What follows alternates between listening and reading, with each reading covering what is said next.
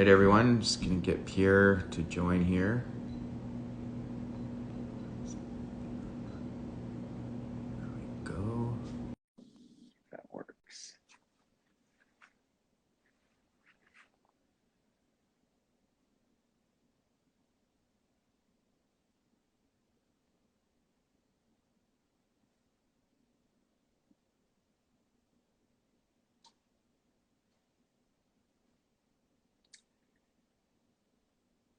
Okay.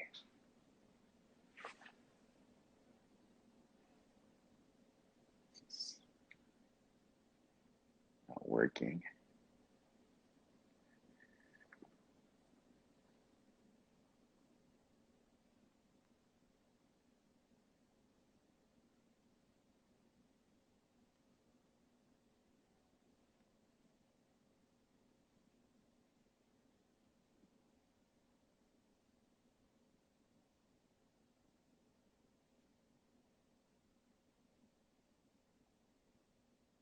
Okay.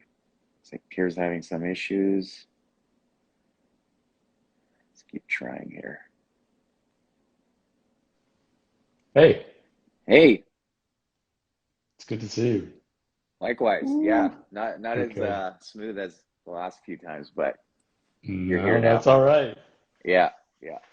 Uh, We'll get the, happens. the volume Learning sorted. curves. How are things this weekend so far? Not too bad, not too bad. Yeah, How about yourself? pretty good. I can't That's good. complain. Yeah, man. Cool. So yeah, let's talk about the self. I guess we're not really talking about the self today, well, something we can explore in the future, but more so the relationship we can have with the self. Um, Yeah. so I guess some context. Um, so I did look at some of those articles. Yeah, same. Um, yeah, so I did uh, take one of the quotes that actually is Shakespeare's, and I he like would, that one. yeah, he says, "To thine own self be true." So we'll kind of get into that and what does that mean, really. Um, but some I guess the construct of the self in one of the articles was really into four components: the self concept, self esteem, social self, and self knowledge. And I think today we want to explore what self knowledge is, which can be a form of self awareness. And then you kind of talk about Maslow's kind of whole concept of self actualization, which was basically built on having that level of awareness that we're going to talk about today. So, yeah, kind of want to get your thoughts. Like, what does it mean for you? What kind of feelings does it bring up when you're thinking about yourself and some of the things that you've been able to learn about yourself over the past several Ye- years? Yeah.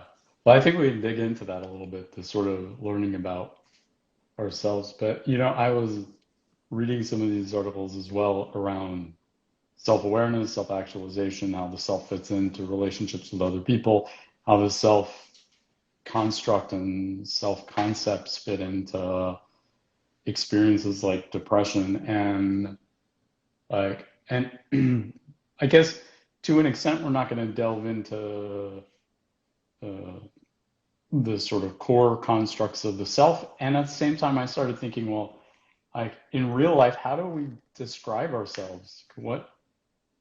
That's always an interesting question when someone says, "Tell me about yourself," or Mm-hmm. like describe yourself.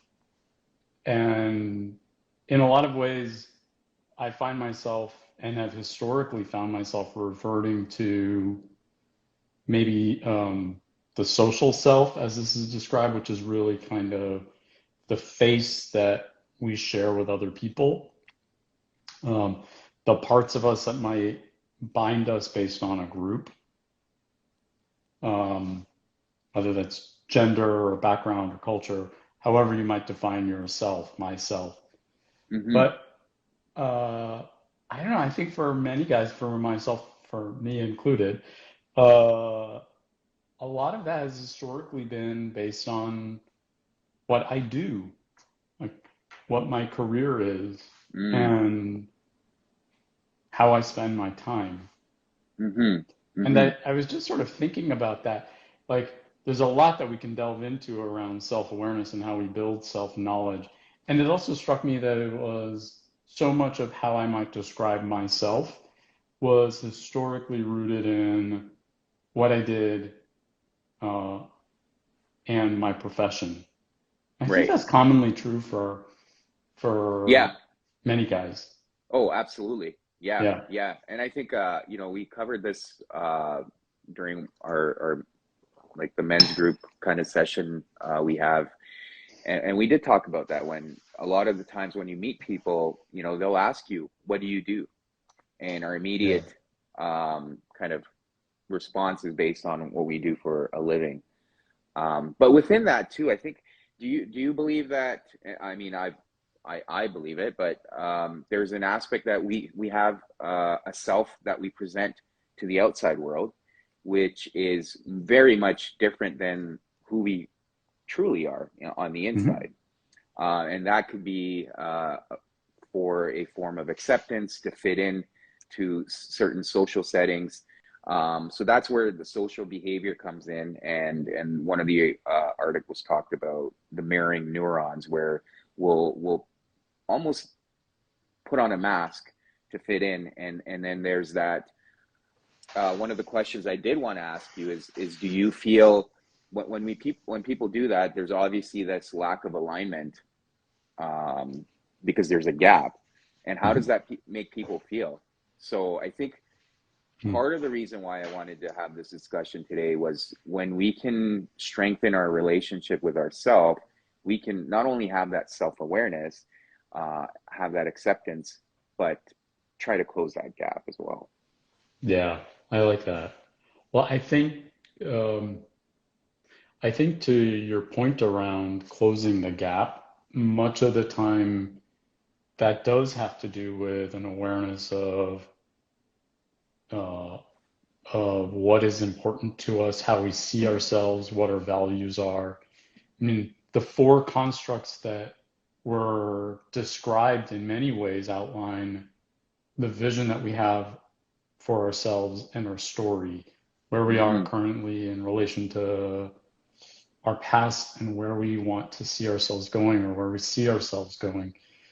And then awareness to self-esteem Mm-hmm. or our worth, how we feel about ourselves, what parts of us are, we may see ourselves as strong or weak, what parts of us feel important. And the knowledge as well, self-knowledge feels very rooted in values. And I would say my own experience with this has been that there have been times when I felt like I had to hide parts of myself in Why? order, um, yeah, in Why order was that? to, yeah, well, I think in large part for protection Mm. Mm-hmm. Yeah. or fear.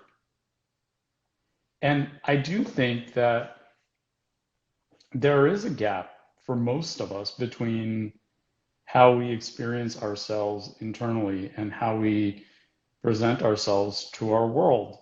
Yes. That has a lot to do with the values that we hold true versus the values that are encouraged, aligned, positively or negatively reinforced within the setting in which we're presenting. So I might hide some aspect of myself that feels shameful in a particular setting, Mm-hmm. but not in another. And I think that my own experience with this has been that when I'm aware of that gap, when I'm making a conscious choice to present myself in a particular way that doesn't feel super malaligned with my own internal values, Mm-hmm. I don't feel so shameful. I'm making a conscious decision.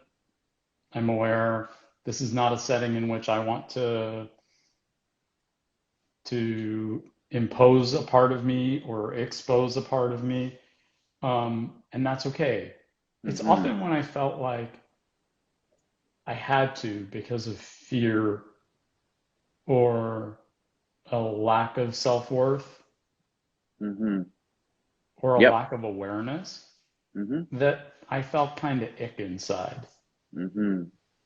And I think the lack of awareness is a big one because sometimes we get into settings where like we don't talk freely about stuff Mm-hmm.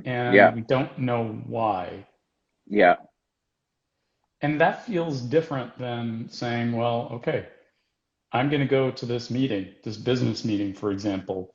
I know I can't let some maybe unsavory aspects of myself loose and I need to hold it in. Yeah. It doesn't mean that those parts of me are bad. I'm not diminishing those parts of me, even if I choose personally not to expose them. Yeah. Oh yeah. Yeah, that feels very different than feeling almost like you need to show a certain image. And for Yeah. me, that showed up a lot in academia and in medicine, having to present myself in a particular way that sometimes did not align with my own personal values. Mm-hmm. And that there was a lot of tension there. And Yeah. so I guess the way that I approach that tension is to recognize that, I may not share all of the same values as the group in which I'm presenting myself, but that may not be the forum in which I get to be fully authentic. Mm-hmm. Mm-hmm. Yeah. Yeah. I think that that's very important to recognize that when we aren't living in alignment with our values, that's where the real conflict happens. And quite often we don't know, to your point, there we don't have that awareness that why are we feeling this way until you kind of sit down and reflect on it. I think there's another piece to it around ha having someone potentially that can help you with your blind spots. Because to your point, if we Sure. don't have that awareness, it could be a blind spot that we may not recognize unless someone helps us with it. And it could be in a kind and compassionate way. And then obviously there's another piece of it, which I wanted to quickly touch on was around automatic thoughts, right? And a lot of these thoughts are obviously on the superficial level and and and there's a component of maladaptive belief systems we have about ourselves. And I think again, going back to improving the relationship we have with ourselves, we can actually have compassion for ourselves and be able to navigate through some of those automatic negative thoughts. And I think, yeah, so I guess really maybe shifting focus around what can people do to get a better understanding. Of So themselves. yes, Yeah. yes. Yeah. Huh. Well, I'm curious about like maybe what you and I do. Hmm. Well, I mean, I'm still learning, as I mentioned Same. to you last night. Yeah, that's fair. I think this is a lifelong thing, but Yes, it is. Yeah. maybe what um, I think what I've done has been mostly to get more alignment with or awareness to my immediate sensations and emotions around certain experiences. Like I share this with, I mean, I'm aware, I'm not unique in this, right? In this sense, uh, I've historically lived in my head, and so Mm-hmm. it's been hard to separate my own awareness of myself from my judgments about myself. And usually those judgments are pretty automatically negative. They tell Yeah. me I'm insufficient, I'm not enough, I'm not fill in the blank enough. Whatever it Yeah. is, if it's good, generally, um, my my judgments will tell me otherwise. And so and so kind of allowing myself to get to get some clarity around my automatic experiences in certain situations. Like I have a pretty strong visceral reaction to certain things, Mm-hmm. and I've often judged my reaction as somehow insufficient or wrong, or um, and rather than sort of go down the rabbit hole of thoughts, I've often just let myself be aware to where I might feel joy and where I might feel angst. Mm-hmm. And I think to Mm-hmm. Dave's point, uh, that often happens in solitude. Yes. Yeah. That happens when the mask is lowered. Yeah, I think that's when, I mean, you have to be comfortable sitting in that space of solitude, because a lot of people, myself included at times, find that uncomfortable. And I think there's an aspect of discomfort that comes from the answers you might get. Yeah. And are you So, willing to well, accept them? yeah, while sitting in solitude. Yeah, Yeah, that's fair. yeah. I like And solitude. So I think I might have the opposite challenge. mhm. Um, but So just a quick yeah, question. but Are yeah. would you describe yourself as an introvert or an extrovert? Uh, I think I'm pretty strongly in. I lean towards introversion. I mean, Okay. I don't know that anyone is like fully 100% one or another, No. but Yeah. I'm pretty close to the extreme end of introversion. And Um, do you think that factors in to you wanting solitude and probably feeling more in alignment when you're yeah, alone? sure, Okay. sure. Yeah, I Yep. mean, I think for me, too much social interaction means It's there's just exhausting. like it is exhausting. And I think part Yeah. of that is there is there is an emphasis on the social self. Mm-hmm. And whereas I tend to find, and I think maybe this is true of what some people kind of call ambiversion or social introversion, um, that many introverts tend to be pretty socially graceful, in Mm-hmm. part because many of us don't particularly care to be the center of attention, so we're happy to allow other people to shine in a way, and maybe to ask questions that allow other people to speak about themselves. Um, but it's kind of draining to hold up the mask. I think as my mask starts to diminish a little bit, I get a little more comfortable in my skin in social situations, but I'm I'm pretty comfortable alone. How Mm-hmm. about you? Mm-hmm. So I what I describe as borderline. So I'm kind of teetering on the side of Yeah, being extroverted. yeah, But I think this pandemic has allowed me to embrace the introverted part of myself. I think for a long time I struggled um, being in that space of solitude. I get a lot of energy being around people and being out in social settings, so I struggled with often being alone at times. But yeah, that's been huge for me over the last few months, being able to embrace that and accept it. And really, I think the reason why this topic is important for me is because I've gone through that journey myself, and I'm still going through it. Is accepting who I am mhm, and trying to focus on the things that I want to change and continue to grow in different areas. But one of the things I struggle with, and I think we'll get into the five factor theory in a bit here, is and want to get your thoughts when you do recognize that you're not being yourself, or you're putting on a mask, or you're reacting a certain way because you mhm. haven't really done the healing from something in the past, and it keeps showing up. I struggle with and we talked about this last night, but I struggle with the being harsh with myself for even making a mistake and being Yeah, like, oh.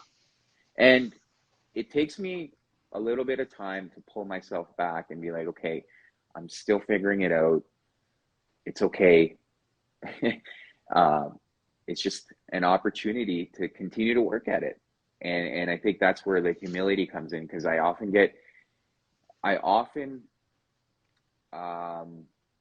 trick myself into thinking that it's healed. It's now I'm ready.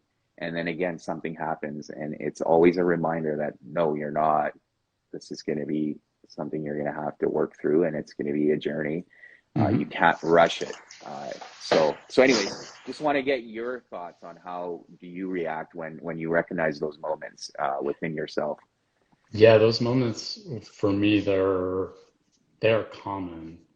I mean, I think that, and we talked a little bit about internal family systems and Yes.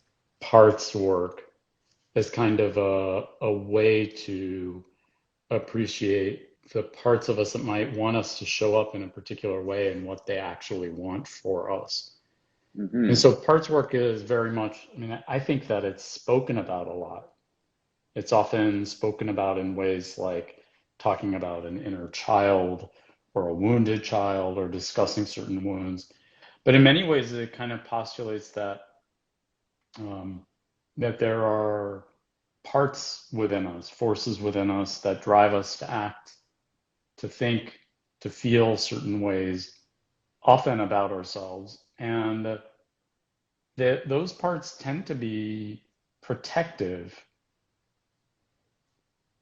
And also, they tend to be quite critical when we're not, when their perception or our perception is that we're not maximizing or living according to the pretty rigid values or rigid rules of that part.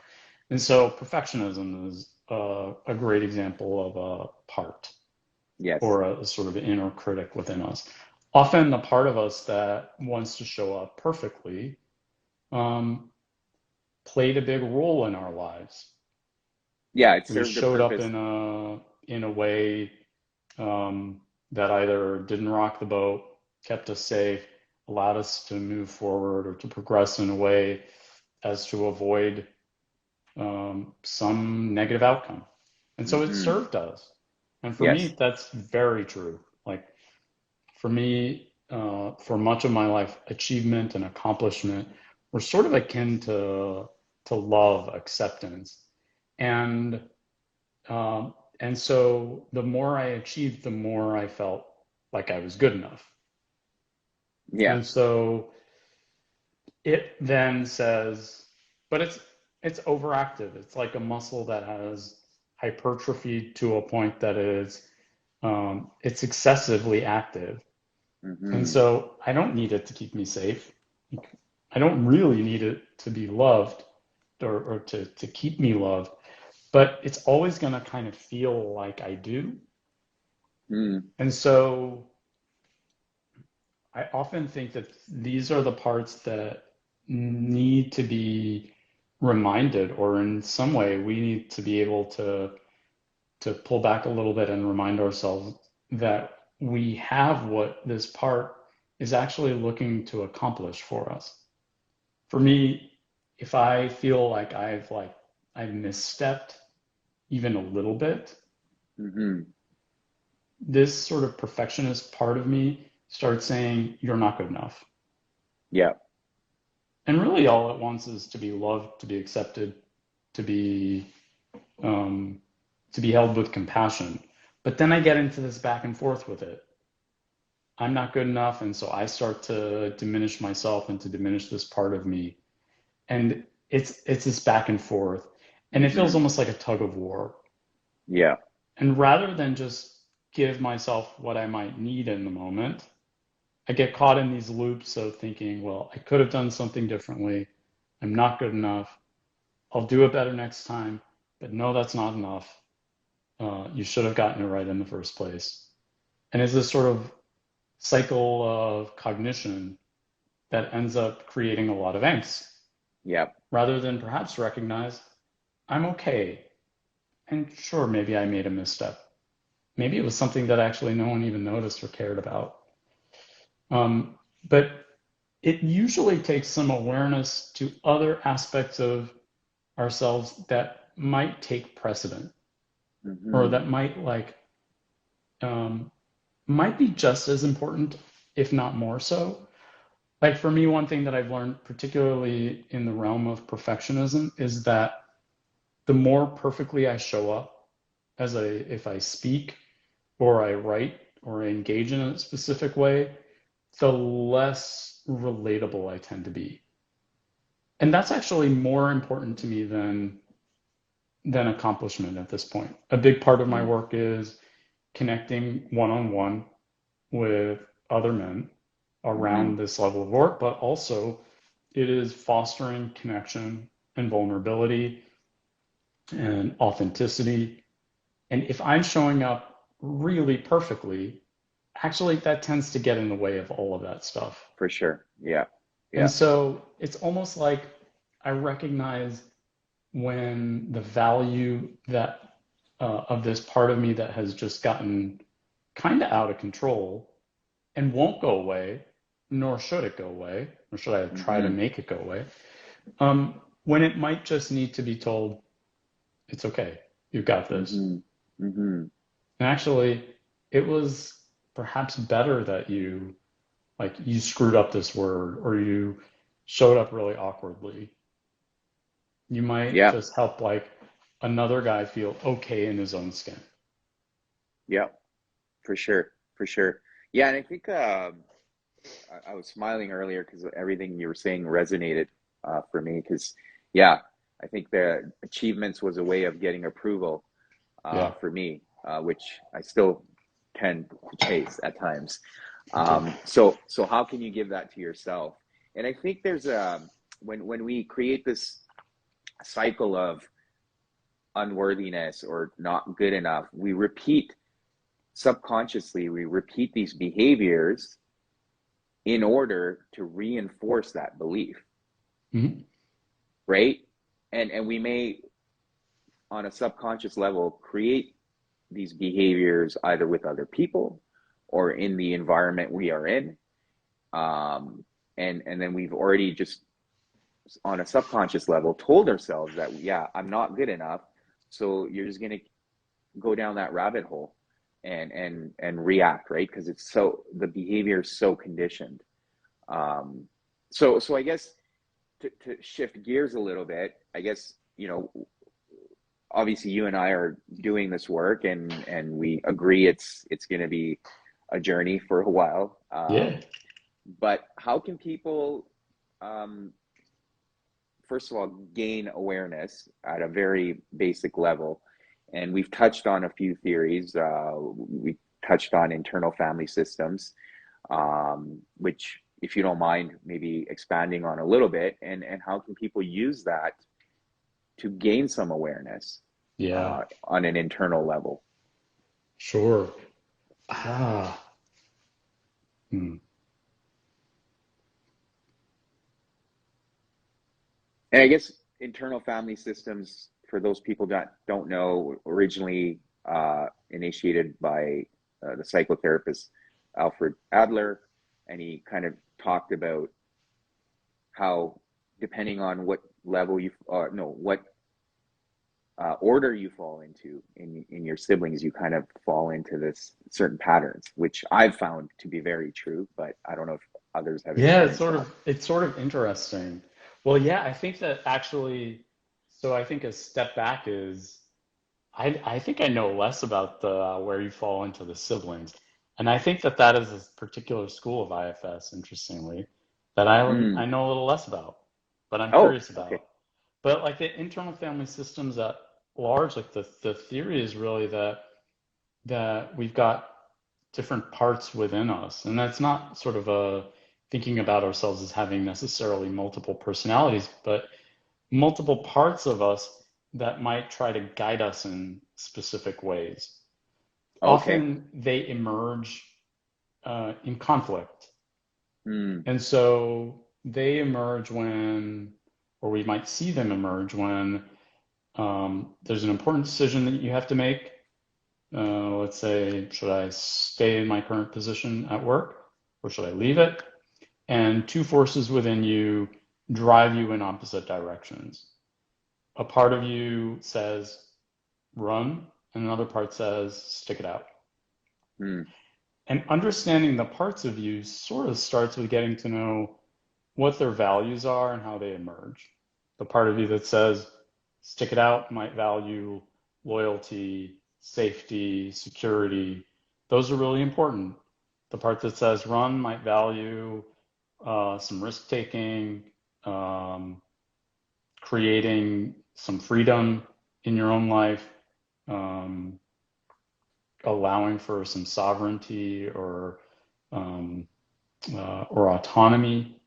And they may feel like they're diametrically opposed because the decision is sort of binary. Mm-hmm. And in some ways, getting to know parts of you that protect you and parts of you that might criticize you as uniquely separate from yourself, like this bigger part of you, and recognizing that all of these parts have helped you in the past. They've helped you to stay safe. They've helped you to accomplish or achieve in your own life. And then recognizing what each of them needs, treating them with compassion, understanding when you might be judging these parts, how they might be working against one another, and actually working together, um, working as a whole system to give the parts what they might need, Mm-hmm. so that and maybe even to use these parts of you collectively rather than in a conflictual way. Now, I Mm-hmm. paused a little bit when you asked about like, how do you get to really know yourself? Or the question that you asked, repeat it one more time if you remember it. Yeah, yeah. Yeah. How can you use that information to understand yourself, and what can you do with that information? Yeah. Um, I think that one of the first parts of, or first steps maybe, is recognizing when you might be judging yourself. At least for Okay. me, I've held myself in like extreme judgment for years, decades. And I I think I've recognized when I'm judging myself, it's often the sort of perception that I have of who I am rather than really appreciating what is important to me. Like, Mm. maybe it's okay I don't want to work a lot. Maybe it's okay I don't want to work like 80 hours a week, like I might have at some point in my life. Mm-hmm. And unfortunately, there's so much story around working a lot in my family, Yeah. culture, in my professional background, that I didn't allow myself to just get appreciative of what might feel important to me. Well, there's a trade-off to everything. So if I work Yep. 80 hours a week, maybe I'll have something to show for it financially, or maybe I'll get some accolade. Um, but I give up this other part of me that really wants to speak, that really wants to be honored. Mm-hmm. And in that process, I'm diminishing myself or Yeah. diminishing an important part of me. So I think that a lot of these parts, a lot of these forces within us, they become really clear or they start to become clearer when, at least for me, when I start to recognize when I'm judging myself. When I'm saying you should do this, or you ought to do this, or you need to do that, or why aren't you doing this? Mm-hmm. That's usually when I'm hitting a part of me that feels like it is driving the bus. Mm. So I guess I just want to acknowledge Dave's comment here, and I Yeah, think we all kind of struggle with that, where our head, our intuition, and all kind of pull us in different directions. yeah, So kind of going back to what you said, Pierre, around when you recognize those moments, whether you're judging yourself or you're, I don't know, being harsh with yourself, or just having this negative dialogue, is that an opportunity to perhaps recognize, okay, this is happening, and then trying to determine what that source is? Where did that voice come from? Because quite often that voice does not belong to us. It comes from somewhere else. Sure. And then I think there's a piece of when you say, like the example you gave of working 80 hours a week, it's understanding what your values are, Mhm. right? Like, Yeah. so maybe, you value self-care. So working 80 hours a week is definitely not allowing you to do something you value, and that's where you feel that misalignment within yourself.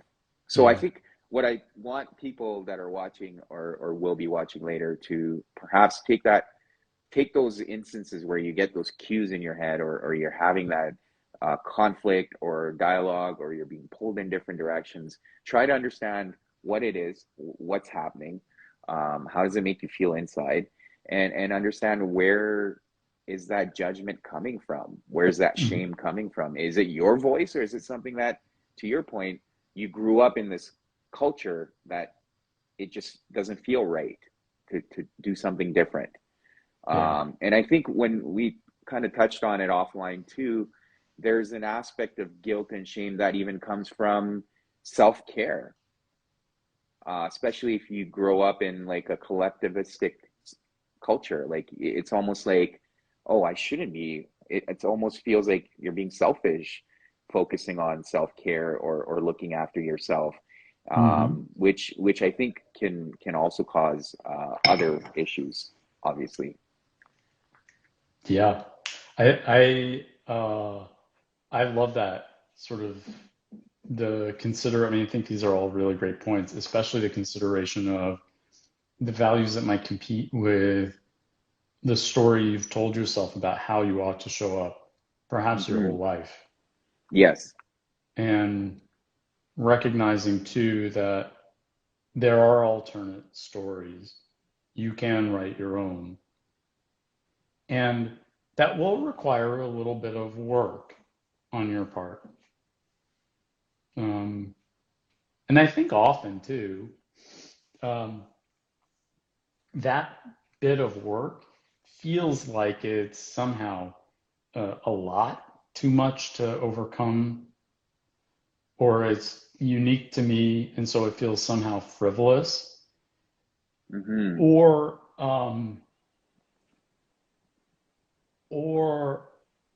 it will be sort of it will involve a lot of resistance and shame, and all of those things could be true, but the reality is uh, rewriting rewriting the rules for yourself so that your own values get prioritized, perhaps while also um, not having to go completely binary. I mean, I think this is one of the cool parts of internal family systems and parts work that I hope we get an opportunity to address. And I think just based on our conversations, it probably will be at Yes. some point. But Yeah. it allows for not having to go on a completely all or nothing kind of a binary. You can actually find ways to accomplish or honor both sets of values. You Hmm. can perhaps do your own thing, create your own path, and respect the path that has been defined for you. Hmm. Hmm. You Yeah, I can think intentionally change that. I agree. Yeah, and I think what you're touching on is balance, right? But we're wired a certain way, whether, we talk about culture, or whether certain behaviors were role modeled for us by our parents or adults in our life. Yeah, So it feels out of sync when we try to do something different. But it's finding balance, like you said. You can't swing the pendulum to the other side, because then now you're going to feel imbalanced in a different way. But it's having that level of awareness when you do feel something internally that is out of alignment, to take that pause and give yourself what you need. yeah, And that's why I think that relationship we have with ourselves is the most important, because quite often we try to give these things to people in our lives, whether it could be family members, friends, partners, and I find it quite humorous, but not, in a way where we haven't spent the time to understand ourselves. Like if you're 30, 40, you've spent 30, 40 years of your life really not, not taking the time to understand yourself. But then, you want to understand your partner, you want to understand your friends. And I find it somewhat ironic in a way, right? Like you're holding yourself back. So if you can understand yourself, then you're in a better position to communicate that part of yourself to others. So they can also, so kind of give you those things that you may need at times. But yeah, taking the moments to pause to whether it's the shame or the guilt, recognize what it is that you need in those moments to be able to feel in balance and alignment again. And a lot of that also comes from knowing your values. And I don't know, like I think it's a very valuable exercise to even sit down, because I think our values also evolve with time, just like our personalities. Sure. What I wanted, what I valued when I was 30 is a lot different than what I value today. And I mean, it's changed drastically. So something I would recommend for people to do on a regular basis is look at their value system. And then the other piece I wanted to touch on was, if people haven't done it, is do some of the personality tests to really understand yourself. And one of the ones you and I have talked about was 5-factor theory. So I don't know if you want to expand on it a little bit. We can quickly touch on it at a high level, perhaps. Yeah, go for it. Go for it. I think you know more about it than I do. I don't know if I do, but I guess I believe you do. The 5 factors of the theory that I'm alluding to are neuroticism, extroversion or being introverted, conscientiousness, openness, and geez, I should have kept my book in front of me. Extroversion, narcissism. Agreeability. No? Is that right? Yeah. Okay. Yes. Yeah. Yeah. Cool. So I think, so between the two of us, we can sort this out. Yes. But there's tons of free tests that are online that people can do to understand. And these tests are great because they give you an idea of obviously where your personality falls within the 5 factors, but it also gives you an idea of some of the things that you may be kind of attracted to, whether it's career, activities, stuff like that we don't necessarily put a lot of thought into. I find often, and I've been guilty of this, we tend to go in different directions hoping to find alignment or being content without knowing what it is that fits with our personality. So there's some exercises you can do. There's some tests you can even pay for, and I mean, at a very little fee, but they're more comprehensive. So I know a lot of people that are, especially younger people that are coming out of college or university, they'll do these personality tests and try to pick their career based on what comes out. I wish I'd done that, but here I am now. So yeah, anyways, I wanted to go over some of it a little bit, but obviously we don't have a whole lot of time to get into the details of each factor, but just having some level of awareness. I don't know if you want to.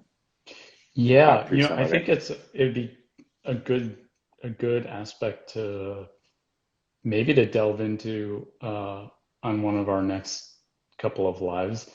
But often there are sort of attributes that help us to appreciate our level of sort of the activities and the judgments that we tend to experience cognitively, how we see ourselves in relation to other people and the world around us, how open we are to new ideas, whether we abstract, or we tend to be really rigid or concrete. Are we very flexible?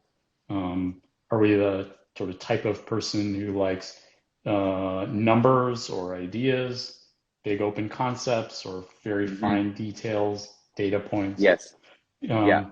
The degree to which I think extroversion is relatively well known, the degree to which we tend to find not just enjoyment, but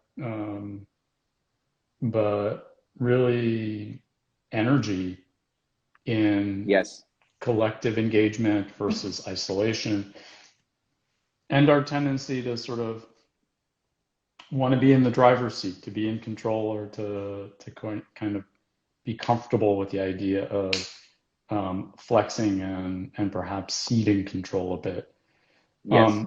But often these are the 5 factors that help to, and they're often used in considering the various types of personalities and personality traits in addition to personality disorders that might emerge. But it's helpful even when you don't sort of look at the pathology aspect of it, and you just think about what your natural inclinations and tendencies are. Admittedly, Yes. I think I tend to use personality tests very little. And I would say this is true of like assessments in general. I don't know, maybe I have a little bit of this is a place for me of potential growing edge. I think that Yeah. I have a tendency to underutilize very sort of already established tests and like assessments. And I'm curious Yeah. about you. Do you find yourself like turning to them on the regular? Well, I'm actually in part of my psychology degree. I'm Yeah, doing assessments right now, the course I'm yeah, doing. But um, I so before I go down that path, I just want to make sure people understand that whatever answer you get from these tests, like take it with a grain of salt, of right? course, Because of obviously it's course. just a test. It's not comprehensive in the form that, you're basically describing everything about you. And often just also take the results as like, don't have that, as we alluded to earlier, all or nothing thinking that, oh, I'm agreeable, that means I just bend over backwards. It's like, no, there's positives to it. And the reason why I bring up these tests is to kind of focus on your strengths. How can you leverage these things that are true about your personality? How can you use them to your advantage?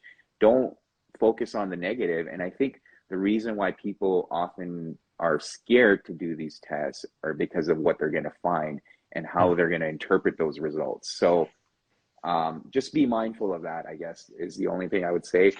For me, the tests have been a good, first of all, good point of awareness in terms of, okay, yeah, now it makes sense. This is why in certain environments, I feel like I'm at my best, and certain environments I'm not. So having this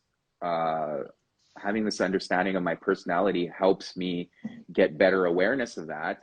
And then it's also been good to establish a baseline when I was in my teens, and then over the years, see how I've evolved. Because obviously there's been some changes, even yeah. with the pandemic. Like I said, I feel like I've shifted a little bit more to the introverted side. So it's understanding that and maybe being able to figure out, okay, well, why are these changes happening? Because even the way we think and the things we want in life evolve with time. So for me, it's been good to establish that baseline and then recalibrate over the years. I don't just take these personality tests and run off with them. Yeah. I think it's just a good level of awareness and something I can build into my life, more so in the form of growth. That makes good sense. That makes good sense. I I love the idea of in particular. I mean, it's made me think a little bit about how to utilize them, both for myself and for the guys with whom I work. But in many ways, it sort of puts into words experiences that you may not be able to completely define on your own. Like, you may not, you may have some anxiety or some like angst around a particular situation, and it's hard to explain what that tendency is. And in some ways, Mm-hmm. assessments can help to do that. But I think to your point, there can be some natural biases that emerge when you're doing these, Yes. especially ones around wanting to show up just the right way. There really is no just the right way. Wanting to sort of get a good score. Again, kind of a fallacy, but also thinking that you'll somehow get something back um, that will very rigidly define you or hold you back in some way or pathologize you. And that's not really the intention of any of these. No. And so I think it really important too then to be able to discuss, well, what does it mean in your life that you might have gotten this score, or you might have gotten this, this assessment might have highlighted a particular tendency. Mm-hmm. Yeah, I Yeah, think to yeah, your for point, sure. really important to keep that in mind. Yeah, and I would recommend if the opportunity is there to even have someone who's somewhat of a subject matter expert in that, in being able to interpret those results, because they can help Yeah, you sometimes understand what they mean and how you can use them to your advantage. But even when doing the test, just be honest with yourself. Like, don't be ashamed of what the result might be. Because yeah, I think often when I've done those tests, it does take a lot of conscious effort, because I may answer them with a thought of, okay, this is who I want to be. It may not yeah, necessarily be who I am today, but this is who I want to be, so that my ideal self would answer this question as this. And I think we're doing ourselves a disservice when we do that. While, again, there's nothing wrong with aspiring to be your ideal self. It's just, who are you today and how can you get there? yeah, So I think, coming full circle, going back to the Shakespeare quote, "To thine own self be true," right? And until you're not honest with yourself, you can't really find those blind spots, or things that you may be tucking away, or not be honest with yourself about your masks. We all have them. We all have insecurities, and there's nothing wrong with it. It's just, that's just reality. But we can yeah, all work towards improving and being able to accept our insecurities, because the second we can accept them, it's easier to work through them. agreed wholeheartedly. Agreed wholeheartedly. And I think, uh, in particular, the acceptance of these these factors about yourself, these forces, these parts, is critical to working through Mm-hmm. them. Because you'll Yeah. always be in this sort of battle against yourself otherwise. And I think that's sometimes what makes personal work and self-exploration challenging, that we do kind of have to recognize that some of these aspects and attributes of ourselves served a purpose and have served purposes historically. And so this work is not really about undoing these attributes.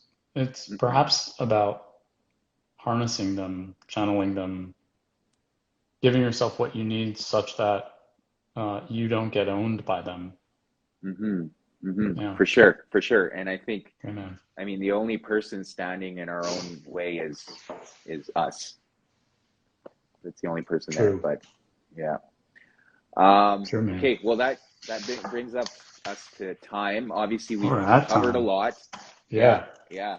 yeah. We've covered a lot. So apologies for that. I think we kind of touched on many things, but I guess our goal, what I feel like we've kind of opened up here, is an opportunity to perhaps expand on a lot of these things, and maybe focus on each one individually to help others understand, or maybe even bring people on this journey of understanding, and perhaps as we work through things, have people work with us. Agreed. So just food for thought. Beautiful. But Thank you thank you again. for Yeah, coming. no, It's good thank to you. see This you. was great. Likewise. Yeah, enjoy Yeah, the man. rest of your Saturday, and we'll be Thank you. chatting You soon. too. All right, I'll take talk to you care. soon. All right. Bye.